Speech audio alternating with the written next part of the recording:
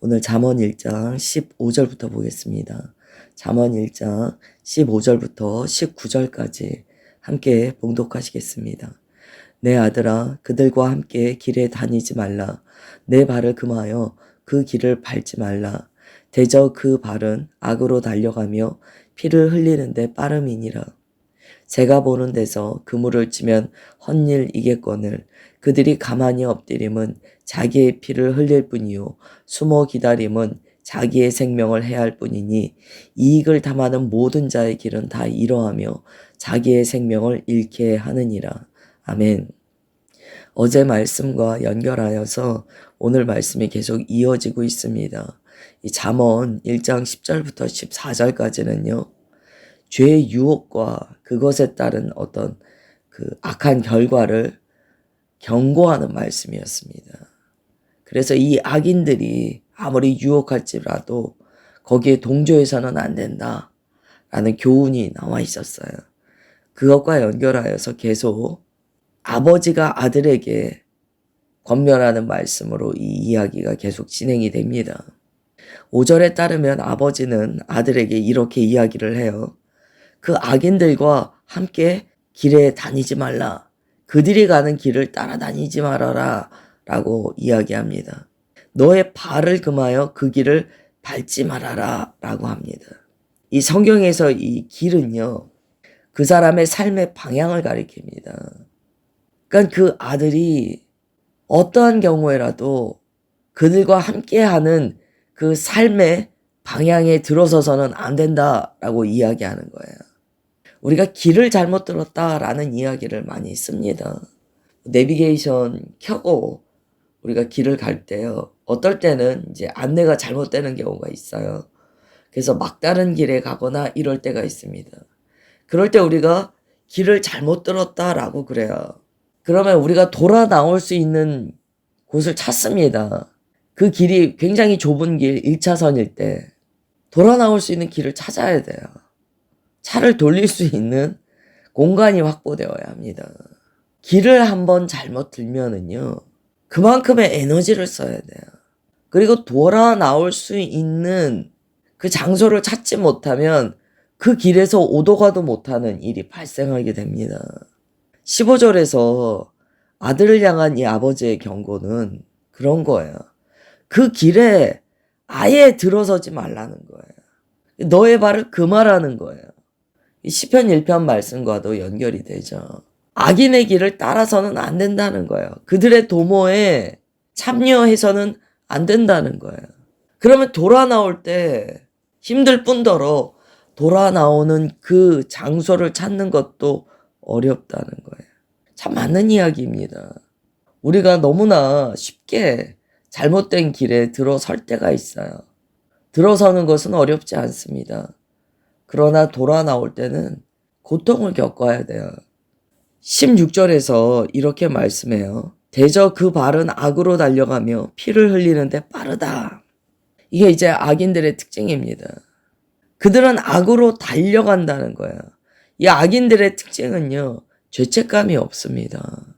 죄 의식이 없고 죄 인지력이 없어요. 사람이 죄책감이 다 나쁜 게 아닌 게요. 죄책감이 있다는 것은 그래도 자기 마음에 죄에 대한 고통이 있다는 거예요. 근데 이 악인들은 그러한 고통 자체가 없습니다. 악을 즐거워해요. 그래서 그들은 악으로 달려간다라고 이야기합니다. 조금도 거리낌이 없다는 거예요. 피를 흘리는데 빠르다. 다른 사람에게 고통을 주고 다른 사람의 생명을 빼앗고 하는 일에 조금도 거리낌이 없다는 거예요. 이게 이제 악인의 특징입니다. 우리가 어떠한 이제 문제에 봉착했을 때요, 이것이 악하다, 이게 잘못됐다라고 느낄 때 마음에 고통이 있는가를 보셔야 돼요. 사실 뭐 요즘에 뭐 소시오패스 이런 이야기를 많이 하죠. 영적으로도 이 소시오패스들이 있습니다. 그런 경우가 발생해요. 이 소시오패스의 특징은 어떤 타인에게 행하는 타인에게 악을 행함에 있어서 죄책감이 없어요. 공감력이 떨어집니다. 지금 거기에 대해서 이야기하는 거예요. 너를 꿰는 악인들이 요즘에 이야기하는 이 사회적인 소시오패스처럼 악에 대한, 죄에 대한 감각이 없다. 그들은 다른 사람을 해칠 때 전혀 고통스러워하지 않는다. 그러니까 사람과 사람 사이에 공감 능력이 없대요. 그리고 이제 17절, 18절에서 이렇게 이야기해요. 새가 보는 데서 그물을 치면 헛일 아니냐. 이게 또 악인들의 특징으로 나옵니다. 여러분, 새가 보는 데서 그물 치면 되겠습니까? 몰래 쳐야 되잖아요. 이게 무슨 이야기냐면 악인들은 이렇게 한다는 거예요. 여러분, 악인들이요. 왜 새가 보는 데서 그물을 칠까요? 이 중요한 관점인데요. 죄책감도 없고 죄의식도 없고 공감 능력도 떨어지기 때문에 악을 행할 때요. 전혀 거리낌이 없고 자아의 팽창이 있습니다. 할 수 있어. 나는 돼. 라는 생각이 있어요. 이게 놀라운 건데요. 이 악한 자의 자아 팽창은요. 굉장히 많은 문제를 발생합니다. 다 될 줄 알아요. 다 가능하다고 생각해요. 사람들이 다 자기 자신을 동조해 줄 거라고 생각해요. 그래서 새가 보는 데서 그물을 친다는 거예요. 이거는 일종의 어리석음이기도 하면서 과도한 자신감, 일종의 전능감을 가지고 있는 거예요. 이 자아팽창 상태입니다. 잘 보세요. 이 영적으로도 그렇고요. 사회적으로도 이런 경우에 문제가 발생합니다. 이건 그냥 어리석음뿐만의 문제가 아니에요. 새가 보는 데서 그물 친다는 것은 그만큼 자기 전능감에 빠져 있다는 거예요. 그래서 18절에 이야기합니다. 그들이 가만히 엎드리는 것은 결국에는 자기 피를 흘리는 거다. 숨어 기다림은 자기의 생명을 해하는 뿐이다. 성경이니까 18절의 말씀이 가능한 거예요. 왜요? 하나님께서 다 통치하시니까. 하나님께서는 사람이 아무리 자아팽창이 오고 자기 전능감에 빠져서 자기 마음대로 악을 행해도 하나님께서 통치하고 계시니까 18절이 가능한 거예요. 아무리 그래봤자 자기 피 흘리는 것이다. 자기 생명 자기가 해야 하는 것이다. 라는 거예요. 19절에 이렇게 결론을 내립니다. 이익을 탐하는 모든 자의 길, 악인의 특징이라는 거예요. 악인의 특징은 탐욕적이라는 거예요. 자기 것을 모으고 남의 것 빼앗아서 내 것 하고 탐욕적이라는 거예요. 그런데 이러한 자들의 길은 다 망한다. 자기 생명을 결국 잃는다. 라는 거예요. 성경이니까 가능한 말씀이에요. 요즘에 초등학생이라도 물어보십시오. 요즘에 초등학생 꿈이 뭡니까? 부자예요. 직업이 중요한 게 아니고 돈을 많이 버는 게 중요하다고 이야기해요. 그게 요즘 세상의 가치관으로 자리 잡았잖아요. 세상에서는 탐욕적이게 그렇게 죄악시 되지 않습니다. 그리고 많은 사람들이요. 그 사람이 탐욕적이건 어쩌건 그 사람을 지지합니다. 근데 이제 우리는 잠언을 대할 때 세상 속에서의 일로만 대해서는 안 돼요. 이게 그리스도인의 삶에서 어떠한 의미를 갖는가를 살피면서 보아야 합니다. 하나님께서 우리의 삶을 통치하고 계시기 때문에 그리스도인은 잠언의 말씀에 아멘이 되어야 돼요. 벌써 이 이야기를요, 우리가 세상에 때묻은 생각으로 15절부터 19절을 본다면요, 세상은 그렇지 않은데, 세상은 힘센 자가 이기는데, 세상은 그렇지 않은데, 라고 생각할 수 있어요. 그러나 그리스도인은 아니에요. 공의의 하나님께서 분명히 이러한 악행에 대해서 기뻐하지 않으신다는 믿음이 있습니다. 19절, 자기의 생명을 잃게 하느니라. 그렇지 않던데요? 아니에요. 모든 사람은 주님께서 심판하세요. 거기에 대한 우리는 믿음이 있어요. 그렇기 때문에 우리는 자기 이익을 따라서 하나님의 말씀을 배반하는 일을 하지 않습니다. 당장 이 땅에서 하나님의 심판이 내 눈앞에 펼쳐지지 않는다 하더라도 그래도 주님 말씀 벗어나는 일 그리스도인은 하지 않습니다. 하나님의 완전하신 공의에 대한 믿음이 있기 때문이에요. 15절부터 19절까지 아버지가 아들에게 이야기하는 것으로 기록됩니다. 아들, 이제 부모님이 자녀한테 하는 말로써 기록된 거예요. 자녀들아, 세상의 가치관에 속지 마. 악인들의 길은 결국 망해. 그들은 자기 전능감에 빠져서 나중에 악행하기를 남들 앞에서 다 보이게 해. 그러면서도 자신감이 있어. 이긴다는 거야. 그러나 알아야 돼. 그들의 길을 따르지 마. 그들이 아무리 당당해 보이고 그들이 아무리 새가 보는 데서 그물을 칠 정도로 자기 전능감을 나타내는 행동을 하더라도 부러워하지도 마. 그들은 결국 자기 생명을 잃어. 묵상하세요. 이 믿음이 없으면 그리스도인이요, 하나님께서 말씀하시는 의의 길을 걷지 못합니다. 우리 찬양에도 있잖아요. 옳은 길 따르라 의의 길을. 이게 어려워요. 왜냐하면 세상에서는요, 이런 걸 바보스럽다라고 이야기하니까. 지금 우리가 읽은 구절에서 악인들의 모습이 어떤가요? 저는 굉장히 자신감 있는 모습이라고 보여요. 새가 보는 데서 그물을 칠 정도의 그 자신감 있는 모습. 왜 우리가 자기 전능감에 빠진 사람을 심리적으로 봤을 때는 말도 안 되지만 그런 사람이 옆에 있으면요, 오히려 막 그 사람의 자신감이 부러워질 때가 있는 거예요. 저렇게까지 자신감에 넘친다고.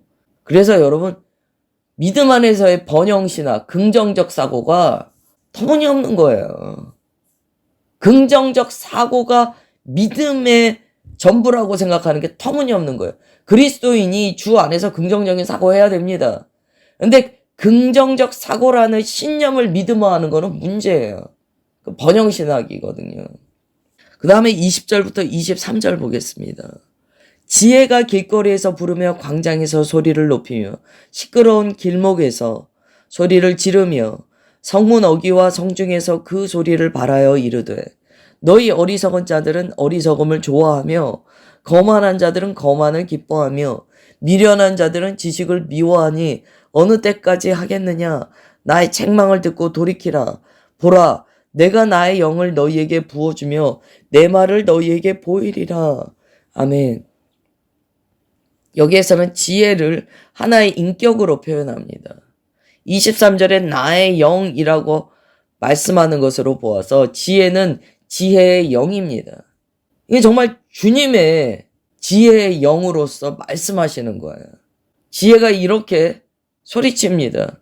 왜 길거리에서 광장에서 부르고 소리를 높일까요? 왜 그럴까요? 들으라는 거예요. 세상에 젖어 있는 하나님의 백성들아 들어라. 그래서 광장에서 소리치는 거예요. 여러분, 이렇게 광장에서 소리치고 길거리에서 소리친다는 것은요, 세상적인 사고방식, 가치관을 향하여 도전하는 거예요. 그런 거 아니다. 세상아, 너희들은 이렇게 사는 게 옳다고 이야기하는데 그거 아니야. 21절 보세요. 시끄러운 길목에서 소리 지른다. 왜요? 그 시끄럽다는 것은 세상적인 가치관, 세계관에 따라 사람들이 웅성거리고 제각각 자기 오름에 빠져 살고 있기 때문이에요. 그래서 그 시끄러운 중에 군중을 향하여 소리 지르는 거예요. 성문 어귀와 성중에서 그 소리를 발하여 이르되, 여러분, 성문 어디입니까? 재판과 행정과 여러 가지 증언들과 사법적인 모든 것, 사고 파는 행위 다 이 성문에서 일어납니다. 그래서 이 성문은요, 법적인 의미, 그리고 또한 뭐 경제적인 것, 행정적인 것, 성문은 그러한 것이 모두 다 이루어지는 장소예요. 오늘날로 이야기하자면 어딜까요? 국회의사당이 될 수도 있고요. 그곳에서 성문 어귀와 성중에서 사고 파는 장소죠. 주식시장 같은 거예요. 그런 데서 막 소리를 지르는 거예요. 지혜가. 왜 지혜가 여기서 소리 지르는가를 보셔야 돼요. 사람들이 탐욕에 쩔어서, 세상적인 가치관에 쩔어서 살고 있기 때문이에요. 이게 지금 시골 들판에 가서 소리 지르는 게 아닙니다. 지혜가 뭐라고 이야기하냐면 22절 보세요. 어리석은 자들, 너희 어리석은 자들은 어리석음을 좋아하는구나. 너희 거만한 자들은 거만을 기뻐하는구나. 미련한 자들은 지식을 미워하는구나. 어느 때까지 그러려고 하느냐? 라고 이야기합니다. 이거는요, 지금 이스라엘 백성에게 하는 말이잖아요. 아버지가 아들에게 하나님께서 하나님의 백성에게 하시는 말씀이잖아요. 근데 그들이요, 어리석어요. 어리석은 게 문제가 아니고 어리석은 걸 좋아한대요. 아주 콕 전곡을 찌르시는 거예요. 거만한 자들은요, 거만한 걸 기뻐한대요. 자신이 거만하게 행동하면서 그걸 자랑스러워하고 좋아한다는 거예요. 미련한 자들, 하나님 안에서 너무나 미련한데, 미련하면 어떻게 해야 됩니까? 배우려고 해야 되잖아요. 배우지 않아요. 하나님의 말씀 안 들어요. 왜냐하면 지식을 미워한다는 거예요. 22절은 정말 얼마나 병든 상태인지를 가르쳐 줍니다. 그래서 지혜의 영, 하나님의 영, 지혜가요, 사람 많은 곳에 가서 막 소리 지른다는 거예요. 주식시장 가서 소리 지르고, 국회의사당 가서 소리 지르고, 시장에 가서 소리 지르고, 대기업 가서 소리 지르고 다 한다는 거예요. 어리석은 자들은 어리석은 것을 좋아하는구나. 거만한 자들은 자기 거만함을 기뻐하는구나. 미련한 자들은 지식을 미워하는구나. 배울 생각이 없구나. 언제까지 그러려느냐. 23절 지혜가 강력하게 경고합니다. 나의 책망을 듣고 돌이키라.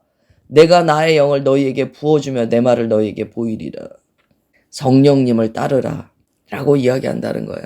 지금 지혜가 초청하는 거예요. 지혜가 어리석은 자, 거만한 자, 미련한 자를 하나님의 말씀으로 초청합니다. 23절 책망을 듣고 돌이키라. 잠언은 어리석은 자, 거만한 자, 미련한 자를 향한 하나님의 책망의 말씀이기도 한 거예요. 여러분 아셔야 돼요. 우리가 귀를 막아서 그렇지 하나님께서는 지혜의 영으로, 하나님의 지혜로 사람 많은 곳에 가서 탐욕과 죄악으로 무너져 있는 정말 사람의 무리들 앞에 하나님께서 계속 소리치고 계시다는 거예요. 나의 책망을 듣고 돌이켜라. 지혜는 계속 잠언을 통하여 우리를 하나님의 말씀의 자리로 초청합니다. 내가 성령과 말씀으로 너를 채우겠다. 내가 나의 영과 말씀으로 너를 새롭게 하겠다. 여러분 23절 꼭 기억하세요. 나의 영과 내 말로서 고치겠다라는 말씀이시거든요. 성령과 말씀으로 너를 새롭게 하겠다. 들어라. 쉐마 이스라엘이에요. 이것을 가지고 우리가 어떻게 기도할 수 있습니까?